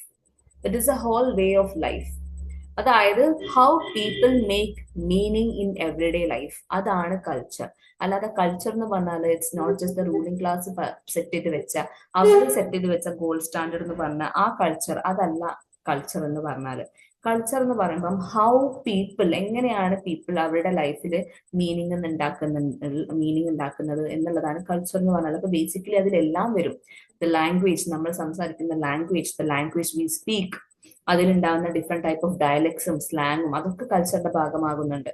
The food that we eat, the clothes that we wear, the films that we watch, the memes, reels, songs, ads, our beliefs, values, rituals, religion, power relations, gender, caste, class, race, daily habits, how we love, how we fight, how we marry, how we mourn, how we protest, ഇതെല്ലാം നമ്മുടെ ലൈഫിന്റെ ഭാഗമാണ്. അപ്പം ഈ സാധനങ്ങളൊക്കെ കൂടിയിട്ട് എങ്ങനെയാണ് നമ്മുടെ ലൈഫിന് മീനിങ് ഉണ്ടാവുന്നത്? That is what is culture. So culture എന്ന് പറഞ്ഞാൽ എന്താണ്? It is a whole way of life and this was one of the most popular definition given by Raymond Williams. Okay, so net examiner you can expect this quotation. Your quotation ningal evidengilum kando, it is given by Raymond Williams. Okay, so that is what culture is according to Raymond Williams. So now let us look at the cultural studies turn. എങ്ങനെയാണ് cultural studies വന്നത്? അല്ലെങ്കിൽ high കൾച്ചറിനെ കുറിച്ച് ഞാൻ പറഞ്ഞു. ഇനി നമ്മൾ ആ cultural studies form ചെയ്യുന്നതും അത് എന്തിനൊക്കെയാണ് ക്വസ്റ്റ്യൻ ചെയ്തതും എന്ന് നമുക്ക് നോക്കാം. So cultural studies it side ice the whole idea of high culture. Okay, cultural studies എന്താണ് ചെയ്യുന്നത്? It questions this whole notion of high culture. ഈ ഹൈ കൾച്ചറിനെ ക്വസ്റ്റ്യൻ ചെയ്യാണ് എന്ത്? It questions the whole idea of high culture. Okay, അതിനെ negative ആയിട്ടാണ് ഇവർ കാണുന്നത്. And it asks questions like, why is Shakespeare high but TV series low? അതായത് Shakespeare ആണ് ഇപ്പം ഹൈ കൾച്ചറിന്റെ ഒരു പാർട്ടാണ് ഇപ്പൊ ക്ലാസിക്കൽ ലിറ്ററേച്ചർ. അപ്പൊ അതിൽ ഒബ്വിയസ്ലി ഷേക്സ്പിയറിന്റെ വർക്ക്സുകളൊക്കെ കാനോണിക്കൽ വർക്ക്സ് ആണ്, ഹൈ കൾച്ചറിന്റെ പാർട്ടാണ്. So why is Shakespeare's work high and why is not some other minors works not high? Okay, Shakespeare ഭയങ്കര പോപ്പുലർ ആയിട്ടുള്ള ഒരാളാണ്, അദ്ദേഹത്തിന്റെ വർക്ക് ഭയങ്കര ഹൈയും, അത്ര തന്നെ പോപ്പുലർ അല്ലാത്ത വേറൊരു റൈറ്ററിനെ പറയാം. ഓക്കെ, അപ്പം അയാളുടെ വർക്കും ചിലപ്പോൾ ഷേക്സ്പിയറിന്റെ വർക്ക് പോലെ തന്നെ അടിപൊളിയായിരിക്കാം, പക്ഷെ ആ വർക്കിനെ നമ്മൾ ലോ ആയിട്ടാണ് കാണുന്നത്. Why Shakespeare treated high but T V serials low? എന്തുകൊണ്ട് ടി വി സീരിയലുകൾ നമ്മൾ ലോ കൾച്ചറിന്റെ ഭാഗമായിട്ട് കാണുന്നു? Who benefits from calling? So cultural studies ask questions about who benefits from calling one culture high and another low. ആർക്കാണ് ഇതിന് benefit കിട്ടുന്നത്? അതായത് ഈ ഹൈ കൾച്ചർ ലോ കൾച്ചർ എന്ന് പറഞ്ഞ സാധനം കൊണ്ടുവരുന്നതിലൂടെ ഏത് ടീമിനാണ് അല്ലെങ്കിൽ ആർക്കാണ് ബെനിഫിറ്റ് കിട്ടുന്നത്? ഒബ്വിയസ്ലി ആർക്കാണ്? The ruling class people. Okay, ആ സോഷ്യൽ സ്ട്രാറ്റ മെയിൻറ്റെയിൻ ചെയ്യുന്ന ruling class people, the aristocrats, okay, അവർക്കാണ് ഇതിൽ നിന്ന് ബെനിഫിറ്റ് കിട്ടുന്നത്. Okay, so this high culture thing, this is actually എന്താണ്? This is just a way to maintain power and exclusion. Power maintain ചെയ്യാനും അവരുടെ exclusion maintain ചെയ്യാനുള്ള ഒരേ ഒരു സാധനം, അതാണ് ഈ ഒരു ഹൈ കൾച്ചർ എന്ന് പറഞ്ഞാൽ. The high and low culture it serves to maintain social and cultural hierarchies. Okay, അത് എക്സിസ്റ്റ് ചെയ്യുന്നത് എന്തിനാണ്? Why does high culture and low culture exist? It exists in order to maintain that social and cultural hierarchies. Okay, so the cultural studies argues that treating high culture as superior marginalizes the cultural expressions of working class communities, women, ethnic minorities, and colonized societies. I'll repeat. Cultural studies എന്താണ് argue ചെയ്യുന്നത്, അവരെന്താണ് പറഞ്ഞത്? Treating the high culture as superior. High കൾച്ചറിനെ നമ്മൾ superior ആയിട്ട് treat ചെയ്യുമ്പോൾ എന്താണ് അവിടെ സംഭവിക്കുന്നത്? It marginalises the cultural expressions of working class communities, women, ethnic minorities and colonise society. ഇവിടെയാണ് മറ്റേ ഞാൻ നേരത്തെ പറഞ്ഞ സംഭവം. ഈ ഹൈ കൾച്ചറും ലോ കൾച്ചറും വരുന്നത് എന്തുകൊണ്ടാണ്? സോഷ്യൽ ഹൈറാർക്കി മെയിൻറ്റെയിൻ ചെയ്യാൻ വേണ്ടി മാത്രമാണ്, അവരുടെ പവർ മെയിൻറ്റെയിൻ ചെയ്യാൻ വേണ്ടി മാത്രമാണ്. അപ്പം ഇങ്ങനത്തെ ടൈപ്പ് ഓഫ് ലിറ്ററേച്ചേഴ്സ്, ഇവരാണ് ഹൈ കൾച്ചർ അല്ലെങ്കിൽ ഇവരാണ് സുപ്പീരിയർ എന്ന് പറയുമ്പോൾ അവിടെ എന്താണ് സംഭവിക്കുന്നത്? മാർജിനലൈസ്ഡ് ആയിട്ടുള്ള, അതായത് വർക്കിംഗ് ക്ലാസ് പീപ്പിൾ, അതേപോലെ മാർജിനലൈസ്ഡ് കമ്മ്യൂണിറ്റീസ്, സ്ത്രീകൾ, അതേപോലെ എത്നിക് മൈനോറിറ്റീസ്, ഈ മാർജിനലൈസ്ഡ് കമ്മ്യൂണിറ്റിയിൽ ഈ മാർജിനലൈസ്ഡ് വിഭാഗത്തിന്റെ അവരുടെ കൾച്ചറൽ എക്സ്പ്രഷൻസ് എന്തായി പോവാണ്? സൈഡ് ലൈൻ ആയി പോവാണ്. ഓക്കെ, അവരുടെ വോയിസ് ഒക്കെ അവിടെ എന്തായി പോവാണ്? അവിടെ മാർജിനലൈസ്ഡ് ആയി പോവാണ്. അപ്പം ഇതിനെ സുപ്പീരിയർ, ഹൈ കൾച്ചറിനെ സുപ്പീരിയർ ആയി കാണുമ്പം നമ്മുടെ cultural expressions of working class, അതേപോലെ വുമൻ, എത്നിക് മൈനോറിറ്റീസ്, ഇതൊക്കെ എന്തായി പോവാണ്? അതേപോലെ കൊളോണൈസ് സൊസൈറ്റി, ഇതൊക്കെ സൈഡ് ലൈൻഡ് ആയി പോവാണ്, അല്ലെങ്കിൽ ആരും കാണാതെ മാർജിനലൈസ്ഡ് ആയിട്ട് പുറത്ത് കിടക്കുകയാണ്. Okay, it questions, cultural studies it questions why certain text are canonised while others are excluded from serious academic consideration. ഇപ്പൊ ഇന്ത്യയിലെ കേസ് എടുക്കുകയാണെങ്കിൽ വൈ സത്യജിത് റായുടെ സിനിമ മാത്രം എന്തുകൊണ്ട് ടോപ്പ്, അല്ലെങ്കിൽ അത് മാത്രം എന്തുകൊണ്ട് ഹൈ കൾച്ചർ, അല്ലെങ്കിൽ മനോഹർ ദാസ് എന്ന് പറഞ്ഞിട്ടുള്ള അദ്ദേഹത്തിന്റെ ഫിലിംസ് എന്തുകൊണ്ട് പോപ്പുലർ അല്ല, എന്തുകൊണ്ട് അത് മാത്രം ലോ കൾച്ചർ? സോ ഇത്തരത്തിലുള്ള ക്വസ്റ്റ്യൻസ് ആണ് ചോദിക്കുന്നത്. Why is Shakespeare seen as the part of the high culture and why not let's say some other writer not treated as high culture? Okay, so it questions these type of സാധനങ്ങൾ, അതായത് it questions why certain texts are canonized while others are excluded from serious academic consideration. അന്നിപ്പോ നമ്മൾ academics എടുക്കുകയാണെങ്കിൽ, അപ്പൊ academic ഡിസ്കഷനും academia, universities, museum, ഇതിലൊക്കെ popularise ചെയ്ത് കൊണ്ട് ഇതിലൊക്കെ അവർ പഠനത്തിനായിട്ട് അവർ മുന്നിൽ വെച്ച് കൊടുക്കുന്നത് കാനോണിക്കൽ ലിറ്ററേച്ചേഴ്സ് എന്ന് പറഞ്ഞിട്ട് ഈ പോപ്പുലർ ആയിട്ടുള്ള ഹൈ കൾച്ചർ ലിറ്ററേച്ചേഴ്സ് മാത്രമാണ്. ഇതേ ഇന്റൻസിറ്റിയോട് കൂടെ തന്നെ ഇതിനേക്കാളും അടിപൊളിയായിട്ടുള്ള ഒരുപാട് വർക്കുകൾ അവിടെ പുറത്തുണ്ടാവും. അത് പക്ഷെ മാർജിനലൈസ്ഡ് അല്ലെങ്കിൽ ഈ മറ്റ് ആൾക്കാരുടെ വർക്ക്സ് ആയിരിക്കും. അതൊന്നും എന്തുകൊണ്ട് അക്കാഡമിക് ഡിസ്കഷൻ അല്ലെങ്കിൽ അക്കാഡമിക് കൺസിഡറേഷനിൽ വരുന്നില്ല എന്നാണ് ഇവർ ചോദിക്കുന്നത്. Okay, so in cultural studies culture is understood in a much more broader and more inclusive sense. അതിനുള്ള ഡെഫിനേഷൻ തന്നെയാണ് നേരത്തെ ഞാൻ കൊടുത്തത്. റെയ്മണ്ട് വില്യംസ് പറഞ്ഞ കൾച്ചർ എന്ന് പറഞ്ഞത് എന്താണ്? It is a whole way of life. അതിന്റെ ഒരു ബ്രോഡർ രീതിയിൽ, കൾച്ചറിന്റെ ഒരു ബ്രോഡർ രീതിയിൽ, അതായത് എക്സ്ക്ലൂസീവ് ആയിട്ടല്ല ഇൻക്ലൂസീവ് ആയിട്ടാണ് അതിനെ കാണുന്നത്. Okay, so culture is understood in a much broader and more inclusive sense. It is not just limited to the elite aristocrat and artistic products, but it includes everyday practices and lived experiences. Okay, അപ്പം ഈ ഒരു culture എന്ന് പറയുന്നത് എന്താണ്? Cultural studies കൾച്ചറിനെ കാണുന്നത് അത് വെറും ഒരു എലീറ്റ് ക്ലാസിന്റെ അല്ലെങ്കിൽ എലീറ്റ് ആയിട്ടുള്ള ആൾക്കാരുടെ ആർട്ടിസ്റ്റിക് പ്രൊഡക്ട്സിനെ മാത്രം നോക്കുന്ന അതല്ല. ഓക്കെ, മറിച്ച് എന്താണ്? It treats everyday practices and lived experiences. അതേപോലെ പോപ്പുലർ മീഡിയ, ഓക്കെ, പോപ്പുലർ മീഡിയകളായിട്ടുള്ള television, film, advertisement, music, social media, ഇതൊക്കെ അവർ എന്ത് ചെയ്യും? കൾച്ചറിന്റെ ഭാഗമായിട്ട് അവർ ട്രീറ്റ് ചെയ്യാറുണ്ട്. ഇപ്പം അന്ന് പറയുന്നത് ഹൈ കൾച്ചറിന്റെ പാർട്ടായിട്ട് ഇവർ കണ്ടത് മ്യൂസിക് ആണ്, ഒപ്പേര മ്യൂസിക് ആണ്. സ്പോട്ടിഫൈ ഒന്നും ഇവരുടെ കൺസെപ്റ്റില് ഹൈ ക്ലാസ് ഹൈ കൾച്ചറേ അല്ല. സ്പോട്ടിഫൈ മ്യൂസിക് ഒക്കെ അതിന്റെ പുറത്തായിരിക്കും. ഓക്കെ, സോ പോപ്പുലർ മീഡിയ ആയിട്ടുള്ള ഫിലിമുകൾ, ടെലിവിഷൻസ്, അതേപോലെ അഡ്വർടൈസ്മെന്റ്സ്, സോഷ്യൽ മീഡിയ, ഇതൊക്കെയാണ് ഇവരെന്ത് ചെയ്യുന്നത്? കൾച്ചറിന്റെ ഭാഗമായിട്ട് കാണുന്നത്. ഓക്കെ, പിന്നെ ലാംഗ്വേജ് നോക്കുന്നുണ്ട്, അതേപോലെ rituals, fashion, food habits, belief system, values, എല്ലാം ഇവരെന്ത് ചെയ്യുന്നുണ്ട്? നോക്കുന്നുണ്ട് ഈ ഒരു കൾച്ചറൽ സ്റ്റഡീസിൽ. Okay, so cultural studies emerged in the mid 20th century primarily in Britain as a response to the limitations of traditional literary and cultural criticism. It developed as an interdisciplinary field drawing from literature, sociology, history, anthropology, and political theory. Just wait a second.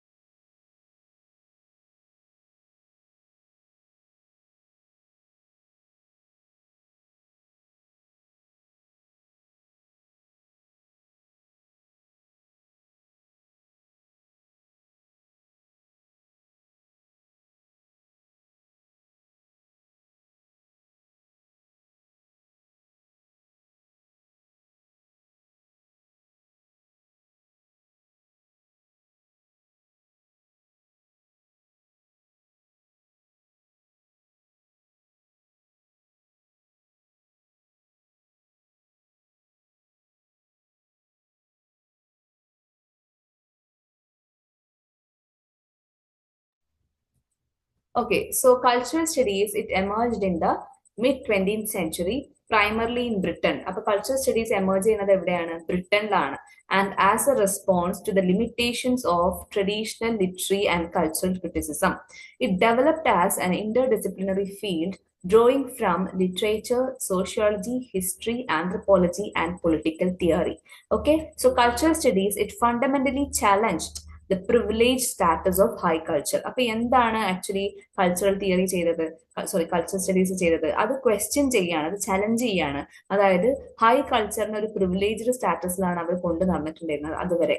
Okay, അപ്പം ആ ഒരു സംഭവത്തിനെ question ചെയ്യാണ് cultural studies. Okay, so rather than accepting high culture as naturally superior, cultural studies examined it as a historically produced and ideologically charged category. Okay, Raymond Williams famously argued that culture is ordinary, not locked in museums or elite classrooms. Okay, so ഇതും വീണ്ടും again നമ്മുടെ Raymond വില്യംസിന്റെ ഒരു one of the most popular ആയിട്ടുള്ള ഒരു quotation ആണ്. Culture എന്ന് പറഞ്ഞത് എന്താണ്? It is ordinary. കൾച്ചർ എന്ന് പറഞ്ഞത് it's ordinary, it's simple, it's ordinary, അത്രേ ഉള്ളൂ. Okay, it's not something very superior അല്ലെങ്കിൽ ഭയങ്കര elite. No, it is just a whole way of life.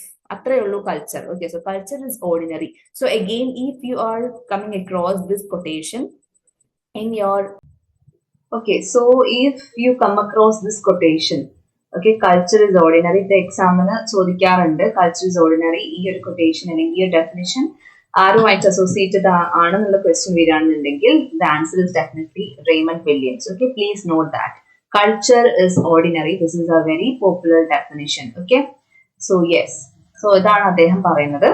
Okay, now we will look at the beginning. Okay, cultural studies ഒരു official ഒരു academic field അല്ലെങ്കിൽ ഒരു discipline അല്ലെങ്കിൽ ഒരു proper studies എന്നുള്ള നിലക്ക് അതിന് വന്നതിന്റെ ഒരു തുടക്കം, അതിലോട്ടാണ് നമ്മൾ ഇനി നോക്കുന്നത്.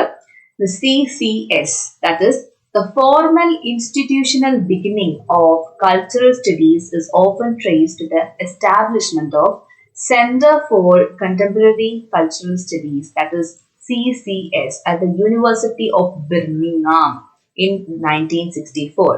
അപ്പം അതായത് കൾച്ചറൽ സ്റ്റഡീസിന് ഒരു ഫോർമൽ, ഒരു ഒഫീഷ്യൽ ഇൻസ്റ്റിറ്റ്യൂഷണൽ ബിഗിനിങ്, അതിന്റെ തുടക്കം എന്ന് പറയുന്നത് it was with the establishment of the CCS. CCCS എന്ന് പറഞ്ഞാൽ centre for contemporary cultural studies. ഈ ഒരു സെന്റർ യൂണിവേഴ്സിറ്റി ഓഫ് ബിർമിംഗ്ഹാമിൽ 1964 സ്റ്റാർട്ട് ചെയ്തു. ഈ ഒരു ഇത് തുടങ്ങിയതിന് ശേഷമാണ്, ഇവിടെ മുതലാണ് കൾച്ചറൽ സ്റ്റഡീസിന്റെ ഒരു ഒഫീഷ്യൽ ഇൻസ്റ്റിറ്റ്യൂഷൻ, ഒരു അക്കാഡമിക് ഫീൽഡ് ആയിട്ട് അതിന്റെ തുടക്കം എന്ന് പറയുന്നത് ഈ ഒരു സ്ഥാപനം വന്നതിന് ശേഷമാണ്.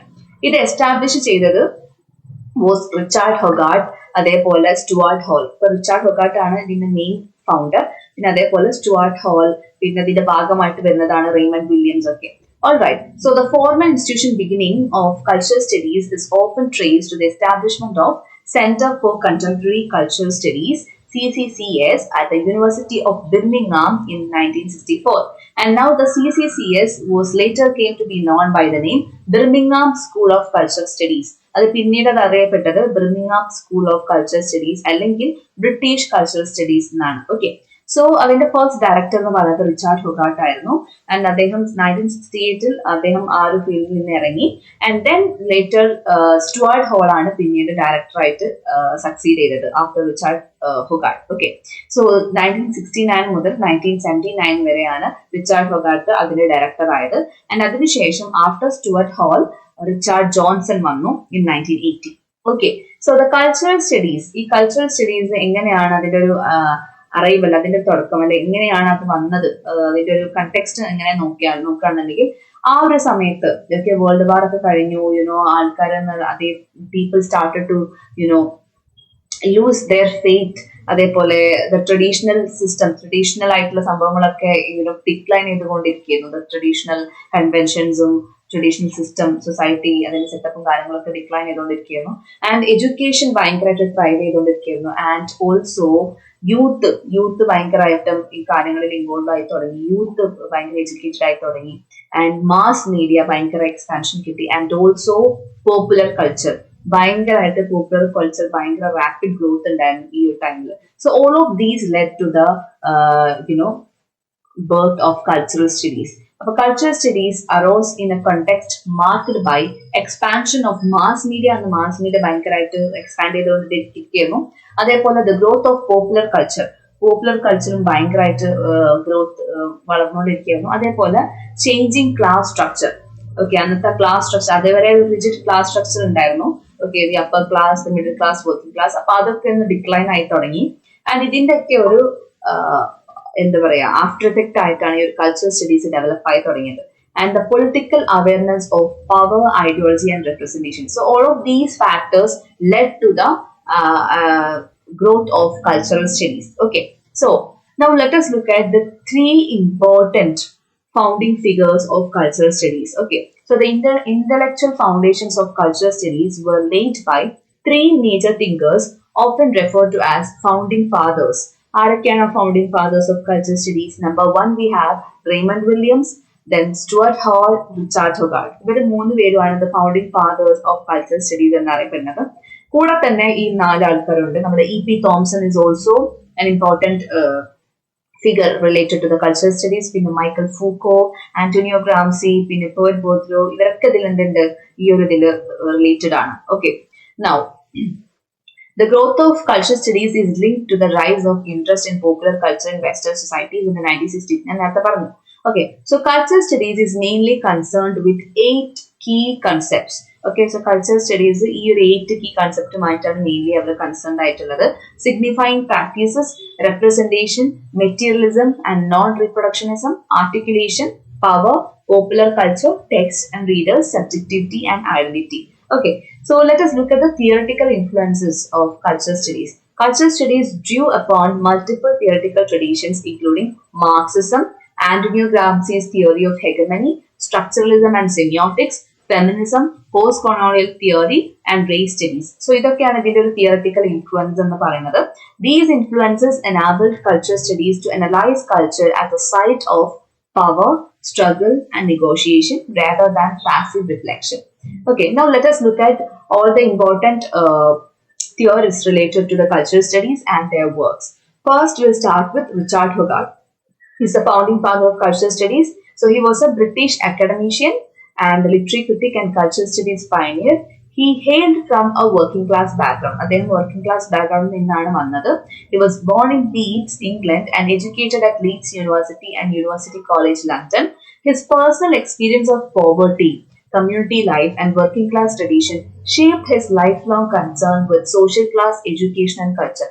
അദ്ദേഹത്തിന്റെ ഈ ഒരു ബാക്ക്ഡ്രോപ്പ്, അദ്ദേഹത്തിന്റെ ഈ ഒരു വർക്കിംഗ് ക്ലാസ് ബാക്ക്ഗ്രൗണ്ട് തന്നെയാണ് അദ്ദേഹത്തിന്റെ അദ്ദേഹത്തിന്റെ ഈ ഒരു സോഷ്യൽ ക്ലാസ്, അതേപോലെ എഡ്യൂക്കേഷൻ കൾച്ചർ, അതിനോടൊക്കെയുള്ള നോഷൻ തന്നെ അദ്ദേഹത്തിന് ഇൻസ്പയർ ആക്കിയിട്ടുള്ളത് അദ്ദേഹത്തിന്റെ ഈ ഒരു വർക്കിംഗ് ക്ലാസ് ബാക്ക്ഗ്രൗണ്ട് തന്നെയാണ്. ഓക്കെ, അദ്ദേഹം ഒരുപാട് പോവർട്ടിയുടെയും ഒരുപാട് അങ്ങനത്തെ ഇഷ്യൂസിലൂടെ ഒക്കെ കടന്നു പോയിട്ടുണ്ടായിരുന്നു.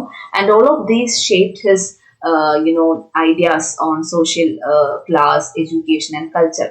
And he served in World War II. He taught at University of Hull, University of Leicester and Birmingham University. He was the co-founder of CCCS and discussed the changes that happened to working class culture with the advent of capitalism. He inspired scholars like Stuart Hall, Raymond Williams and E.P. Thompson. Hogarth rose to prominence with the publication of his seminal work, The Uses of Literacy. The uses of literacy, guys, മറക്കരുത്, this is very important. Okay? നിങ്ങളുടെ net എക്സാമിന് സ്ഥിരം ചോദിക്കുന്ന വർക്കാണ്. Match the ഫോളോയിങ്ങിലൊക്കെ ഇടയ്ക്ക് വരാറുണ്ട്. The Uses of Literacy, 1957. Okay, this is one of his important work. Okay, it is considered a foundational text in cultural studies. Cultural studies ന്റെ ഒരു foundational text ആയിട്ടാണ് ഇതിനെ നമ്മൾ കാണുന്നത്. Okay, The Uses of Literacy, 1957. ഇതും year of publication നിങ്ങൾ മറക്കാതെ നോക്കണം. Then ഈ ഒരു വർക്കിൽ അദ്ദേഹം എന്താ പറയുന്നത്? He examined the cultural life of British working class. അന്നത്തെ ബ്രിട്ടീഷ് വർക്കിംഗ് ക്ലാസിന്റെ അവരുടെ കൾച്ചറൽ ലൈഫിനെ അദ്ദേഹം എക്സാമിൻ ചെയ്യുന്നു. And analyse the effects of mass produced popular culture, particularly commercial media on traditional working class values and community bonds. അവരുടെ traditional working class വാല്യൂസിനെ എങ്ങനെയാണ് mass produced popular culture influence ചെയ്തിട്ടുണ്ടായിരുന്നത്, especially commercial media. ഇതൊക്കെയാണ് അദ്ദേഹം ഈ ഒരു വർക്കിൽ examine ചെയ്തിട്ടുള്ളത്. So some of his works I have mentioned here. All of these are his important works. The Uses of Literacy, Aspects of Working Class Life, 1957.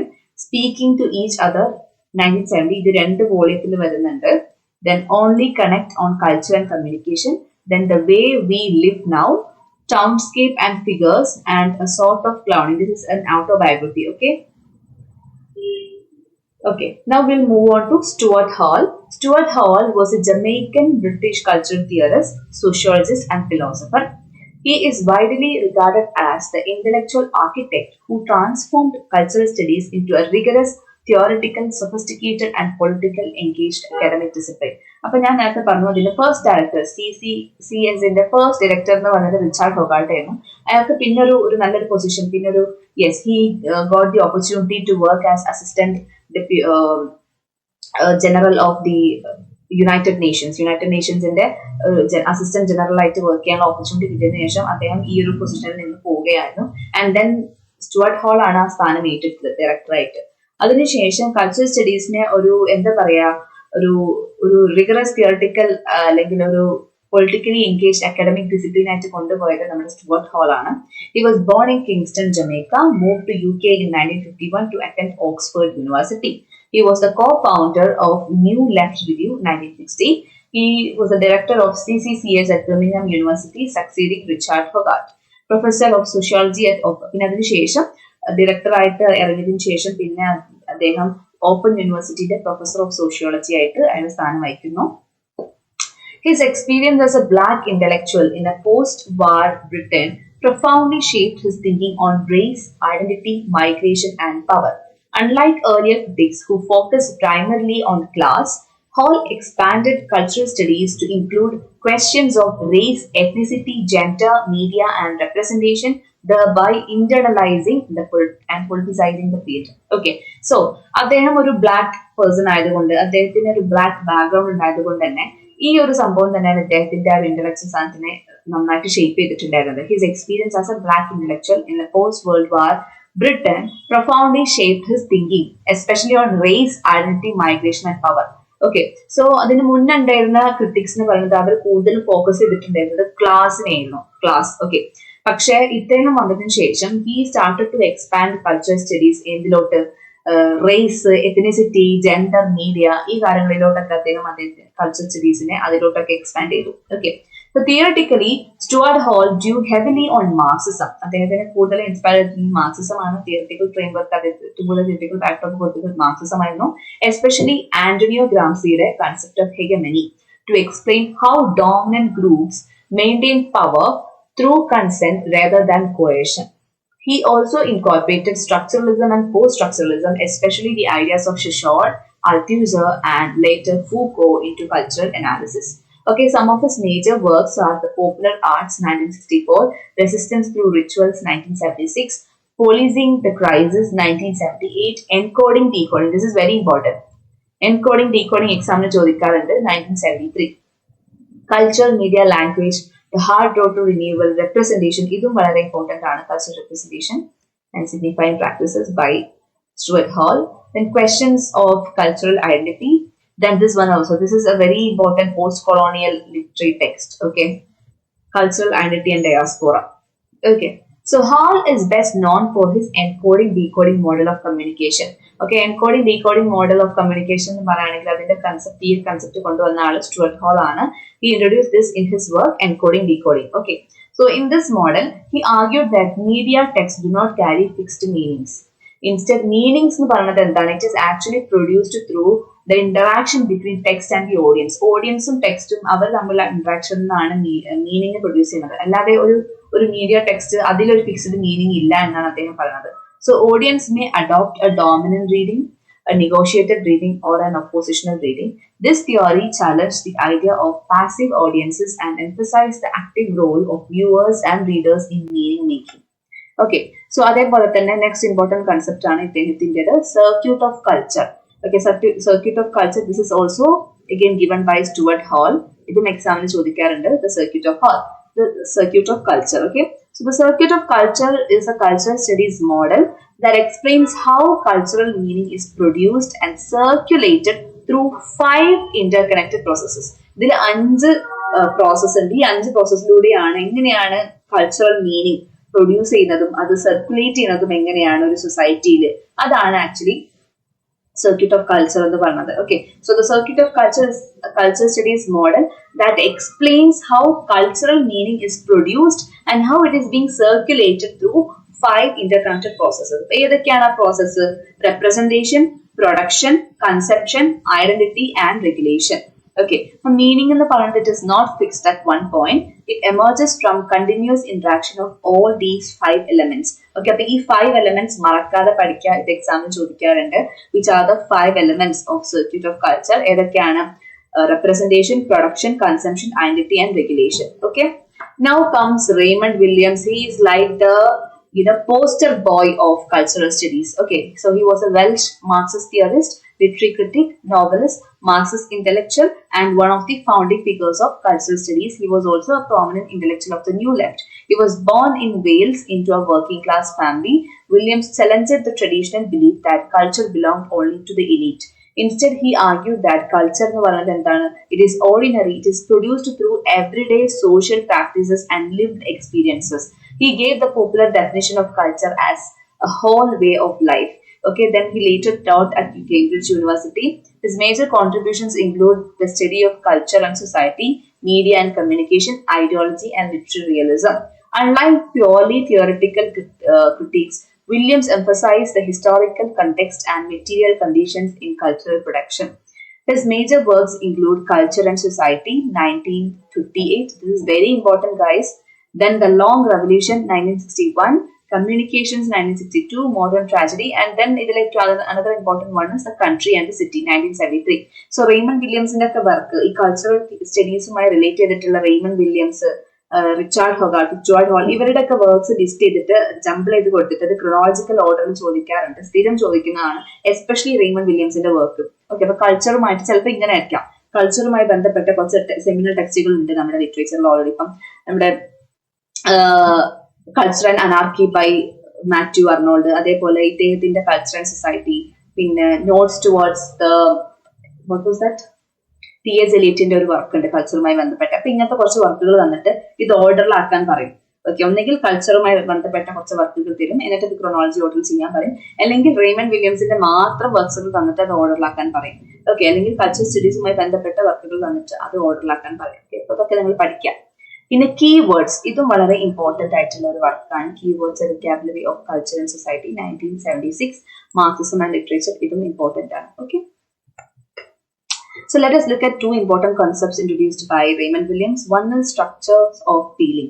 Okay, one of Williams' most influential concept. It refers to the shared lived experiences and emotional responses of a particular historical period that are not yet fully articulated in formal ideology or institutions. Structures of feeling capture the emerging transitional consciousness of a society. Next important concept ആണ് cultural materialism. Cultural materialism എന്ന് പറഞ്ഞാൽ ഞാൻ നേരത്തെ പറഞ്ഞു, നമ്മുടെ mid 20th സെഞ്ചുറിയിൽ കൾച്ചറിനെ 2 തരത്തിലായിരുന്നു നോക്കിക്കണ്ടിരുന്നത്. Okay, there were 2 dominant views on culture. രണ്ടും എന്താണ്, they were both inadequate ways of understanding culture. First വേ എന്ന് പറയുന്നത് ഹൈ കൾച്ചർ, നമ്മൾ ഇത്രയും നേരം എക്സ്പ്ലെയിൻ ചെയ്ത ഹൈ കൾച്ചർ. രണ്ടാമത്തെന്ന് പറയുന്നത് മാർക്സിസത്തിന്റെ വേ ഓഫ്, അവരെങ്ങനെയാണ് കൾച്ചറിനെ കണ്ടത്, that is the classical Marxism അല്ലെങ്കിൽ orthodox Marxism. How they viewed culture? They viewed culture as a passive reflection of economic base. Raymond's ഇത് രണ്ടും ഈ രണ്ട് വ്യൂസിനോടും എതിർപ്പുണ്ടായിരുന്നു. He was deeply unsatisfied with these 2 notions on culture. Okay, with these 2 dominant views on culture. Okay, so Williams developed cultural materialism. അതിന് response ആയിട്ടാണ് അദ്ദേഹം cultural materialism എന്ന് പറഞ്ഞ സംഭവം കൊണ്ടുവന്നത്, as an approach that examines culture in relation to material conditions, social institutions and economic processes. It is a way of studying culture. Cultural materialism എന്ന് പറഞ്ഞാൽ എന്താണ്? It is a way of studying culture by connecting literature, art, media and everyday practices to the material conditions of society. അതായത് ഏതൊക്കെയാണ് നമ്മുടെ material conditions of society, നമ്മുടെ എല്ലാം വരും അതിൽ, class, caste and everything. Okay, so that is, it is the economic system, social institutions and power relations. He argued that culture is not a reflection of the economic base alone, but an active and productive social force. The historical background of cultural materialism lies in the social transformations of post-war Britain. This period witnessed the decline of rigid class structures and the expansion of education, the rise of mass media, and the increasing visibility of working class and popular cultures. Okay, so ഇതൊക്കെ വന്നതിന് ശേഷമാണ് നമ്മുടെ high culture എന്ന് പറഞ്ഞ സംഭവം ഇടിഞ്ഞിരിഞ്ഞ് വരാൻ തുടങ്ങിയത്. Existing critical frame works were unable to understand and explain how culture function. So അങ്ങനത്തെ ഒരു മാറിക്കൊണ്ടിരിക്കുന്ന ആ ഒരു സൊസൈറ്റിയിൽ, അതായത് ഈ ഒരു വേൾഡ് വാറിന് ശേഷം അങ്ങനത്തെ ഒരു ബ്രിട്ടൻ അങ്ങനത്തെ സമയത്ത്, അതേപോലെ പോപ്പുലർ കൾച്ചർ ഒക്കെ റൈസ് ചെയ്തുകൊണ്ടിരിക്കുന്ന ആ ഒരു സമയത്ത്, അതേപോലെ വർക്കിംഗ് ക്ലാസ് പീപ്പിളിന് കൂടുതൽ എഡ്യൂക്കേഷനും ഒക്കെ അവർക്ക് കൂടുതൽ വിസിബിലിറ്റി കിട്ടി തുടങ്ങിയതിനു ശേഷം അങ്ങനത്തെ ഒരു മാറുന്ന ആ ഒരു സൊസൈറ്റിയിൽ അവർ എങ്ങനെയാണ് കൾച്ചറിനെ, അവർക്ക് കൾച്ചർ എങ്ങനെയാണ് അങ്ങനത്തെ ഒരു സൊസൈറ്റിയിൽ ഫംഗ്ഷൻ ചെയ്തത് എന്ന് അന്നത്തെ ക്രിട്ടിക്കൽ ഫ്രെയിം വർക്ക്സിന് എക്സ്പ്ലെയിൻ ചെയ്യാൻ കഴിഞ്ഞിരുന്നില്ല. So Williams coming from a working class Welsh background and influenced by Marxism, he sought a framework. So അങ്ങനത്തെ സാഹചര്യത്തിലാണ് റെയ്മണ്ട് വില്യംസ് എന്ത് കൊണ്ടുവരുന്നത്, ഈ ഒരു സംഭവം കൾച്ചറൽ മെറ്റീരിയലിസം കൊണ്ടുവരുന്നത്. He sought a framework that could take material conditions seriously without stripping culture of its complexity and agency. At the heart of cultural materialism is the idea that culture is a material social practice. Culture എന്ന് പറഞ്ഞത് എന്താണ്? It is a material social practice. William insisted that cultural activities such as writing, publishing, performing, and broadcasting are carried out within concrete historical and economic conditions. Literature and art are produced by real people using material resources within institutions such as schools, publishing houses, theaters, and media organizations. Therefore, culture cannot be understood without examining the social economic structures that enable and limit its production. അതാണ് cultural materialism. Okay, so അദ്ദേഹത്തിന്റെ വേറെ important concept ആണ് dominant, residual and emergent cultures. അദ്ദേഹം കൾച്ചറിനെ മൂന്ന് തരത്തിൽ, മൂന്ന് interacting forms ആയിട്ട് divide ചെയ്തു. Dominant culture, residual culture, emergent culture. Okay, dominant culture എന്ന് പറഞ്ഞാൽ the prevailing institutional cultural meanings. Residual culture എന്ന് പറയുന്നത് the cultural practices inherited from the past but they still active. Emergent culture എന്ന് പറഞ്ഞാൽ new emerging trends, new meaning, values and practices that are developing. Then another important cultural theorist ആണ് E.P. Thompson. He was a British historian. He was also a New Left scholar. അദ്ദേഹത്തിന്റെ ഏറ്റവും important ആയിട്ടുള്ള വർക്കാണ് the making of the English working class. എക്സാമിന് സ്ഥിരം ചോദിക്കാറുണ്ട് ഈ ഒരു വർക്ക്. ഓക്കെ, മറക്കാതെ പഠിക്കുക. The making of the English working class by E.P. Thompson. It was written and published in the year 1963. It's a book on development of working class during the 18th and 19th century. It is the first systematic history of working class. Working class നെ കുറിച്ചുള്ള ആദ്യത്തെ systematic history ആണ് ഇത്. It defined class as a relationship. It studied documents of their lives and opinions such as court records, folk art, songs and ballads. Documents very different from what historians looked at. അപ്പൊ ഇദ്ദേഹത്തിന്റെ ഈ ഒരു working ക്ലാസിന്റെ ഹിസ്റ്ററിന്റെ പഠനം എന്ന് പറയുന്നത് വളരെ അതുവരെ ഉണ്ടായിരുന്ന പഠനങ്ങളെക്കാളും വളരെ ഡിഫറെന്റ് ആയിരുന്നു. He looked at ഈ വർക്കിംഗ് ക്ലാസ് പീപ്പിളിന്റെ their opinions such as court records, folk art, songs, ballads, ഇങ്ങനത്തെ ഡോക്യുമെന്റ്സ് ആയിരുന്നു ഇദ്ദേഹം അവരുടെ ഹിസ്റ്ററി പഠിക്കാൻ വേണ്ടി ഉപയോഗിച്ചിരുന്നത്. Okay, so yes. പിന്നെ here are some other important writers and their works related to cultural studies. Okay, cultural studies എന്നല്ല, ഇപ്പം ലൂയിസ് ആൽത്യൂഷർ ഇതിന്റെ ഒരു ഭാഗമാണ്. അദ്ദേഹത്തിന്റെ കൾച്ചർ അല്ലെങ്കിൽ സൊസൈറ്റിയുമായി ബന്ധപ്പെട്ട് എഴുതിയ ഒരു പുസ്തകമാണ് ഐഡിയോളജിക്കൽ സ്റ്റേറ്റ് അപ്പാരറ്റസ്. അതേപോലെ മാത്യു അർണോൾഡിന്റെ കൾച്ചറിനെ കുറിച്ച് പറഞ്ഞിട്ടുള്ള പുസ്തകമാണ് culture and anarchy, an essay in political and social criticism. Then T.S. എലിയറ്റിന്റെ ഇമ്പോർട്ടന്റ് ആയിട്ടുള്ള ഒരു വർക്കാണ് notes towards definition of culture. ഇതൊക്കെ എക്സാമിന് ചോദിക്കുന്നതാണ്. ഇതൊക്കെ കൾച്ചറൽ സ്റ്റഡീസുമായി ബന്ധപ്പെട്ടുള്ള വർക്ക്സുകളാണ്. ഓക്കെ, പിന്നെ മൈക്കൽ ഫൂക്കോന്റെ വർക്ക്സ് ആണ് madness and civilisation, the order of things and archaeology of human sciences, discipline and punishment, the history of sexuality. പിന്നെ ആന്റണിയോ ഗ്രാംസിയുടെ പ്രസന്റ് നോട്ട്ബുക്സ്. ഈ ഒരു പുസ്തകത്തിലാണ് അദ്ദേഹം ഹെഗമനി എന്നാണ് കൺസെപ്റ്റ് പറയുന്നത്. Then F.R. ലിവൈസിന്റെ mass civilisation and minority culture. Okay, then cultural imperialism എന്ന് പറഞ്ഞ ടേം എന്താന്ന് വെച്ചാൽ it means it is the practice of promoting and imposing a culture, usually that of a politically powerful nation over a less powerful society. അതായത് ഒരു politically dominant ആയിട്ടുള്ള ഒരു society അല്ലെങ്കിൽ ഒരു നേഷൻ അവർ അവരുടെ കൾച്ചർ ഒരു ലെസ് പവർഫുൾ ആയിട്ടുള്ള സൊസൈറ്റിക്ക് പോയിട്ട് ഇമ്പോസ് ചെയ്യുക. അതാണ് കൾച്ചറൽ ഇമ്പീരിയലിസം എന്ന് പറഞ്ഞാൽ. ഓക്കെ, പിന്നെ എത്തനോഗ്രാഫി എന്ന് പറയുമ്പോൾ it is A systematic study of people and cultures. Then let us look at some previous year questions. Okay, അപ്പം മുമ്പ് ഉണ്ടായിരുന്ന നെറ്റ് എക്സാമിൽ ചോദിച്ചിട്ടുള്ള കുറച്ച് പ്രീവിയസ് ഇയർ ക്വസ്റ്റ്യൻസ് നമുക്ക് നോക്കാം. Cultural studies was initially developed as an academic field by option A American capitalist academics. No, the cultural studies തുടങ്ങിയത് തന്നെ ബ്രിട്ടനിലാണ്. അപ്പോൾ so the answer is Britain related ചോദ്യം ഓപ്ഷൻ ഉണ്ടോ, അതാണ് answer. Yes, British Marxist academic, ഇതാണ് answer. Okay, then which book of Richard Hogarth analyzes the Yorkshire working class culture of 1930s and 40s combined with a close reading of the popular magazines of that period? The answer is uses of literacy. നമ്മൾ നേരത്തെ പറഞ്ഞു. Okay, അതിലെ working class people നെ കുറിച്ചാണ് അതിൽ discuss ചെയ്യുന്നത്. Then, which 1979 book on culture is subtitled The Meaning of Style? അപ്പം that is okay, Dick Hebit. Okay, ഇദ്ദേഹത്തിന്റെ വർക്കാണ് സബ് കൾച്ചർ നമ്മുടെ ഈ ഒരു കൾച്ചർ സ്റ്റഡീസിന്റെ ഒരു തുടക്കത്തിലൊക്കെ നമ്മൾ ഡിസ്കസ് ചെയ്യുന്ന ഒരു വർക്കാണ് സബ് കൾച്ചർ എന്ന് പറയുന്നത്. ഓക്കെ, അപ്പം അതിന്റെ ഒരു പ്രിക്കേഴ്സർ ആയിട്ട് നമുക്ക് ഈ വർക്കിനെ കാണാം. ഈ വർക്കിന്റെ സബ് ടൈറ്റിൽ ആണ് the meaning of style by Dick ഹെബ്ജെ.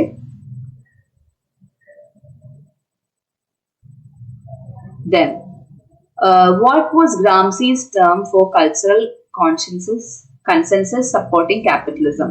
That is hegemony. Answer is hegemony. Okay. Gramsci's term for cultural consensus supporting capitalism. Answer is obviously hegemony. Ideological state apparatus Louis Althusser's term ആണ്. അതെന്തായാലും discourses related to Michael Foucault. Okay, so the answer is obviously hegemony. Then, the term structures of feeling was introduced by Raymond Williams. Which book by Richard Hogarth examines class structure? നമ്മൾ നേരത്തെ പറഞ്ഞു, like the uses of literacy. Then the circuit of culture. The circuit of culture includes all of the following. Yes, circuit of culture 5 key elements ഉണ്ട്. അതിൽ എല്ലാത്തത് ഏതാണെന്നാണ്. Representation ഉണ്ട്, production ഉണ്ട്, identity ഉണ്ട്, formalism no. E.P. Thompson's major contribution to cultural studies was the historical study of working class culture. നമ്മൾ നേരത്തെ പറഞ്ഞല്ലോ. The term cultural studies was coined by Richard Hogarth, who gave reception theory in cultural studies. That is again Stuart Hall, who was the first director of CCCS. Arana Richard Hogarth. Okay, so that's all. Okay, so with that we have come to an end to the cultural studies marathon. Okay, നിങ്ങൾ അറിഞ്ഞിരിക്കേണ്ട ഏറ്റവും important ആയിട്ടുള്ള റൈറ്റേഴ്സും അതേപോലെ കൺസെപ്റ്റുകളും നമ്മൾ ഈ ഒരു മാരത്തണിൽ discuss ചെയ്തിട്ടുണ്ട്. Okay, so thank you everyone. Thank you for joining me here.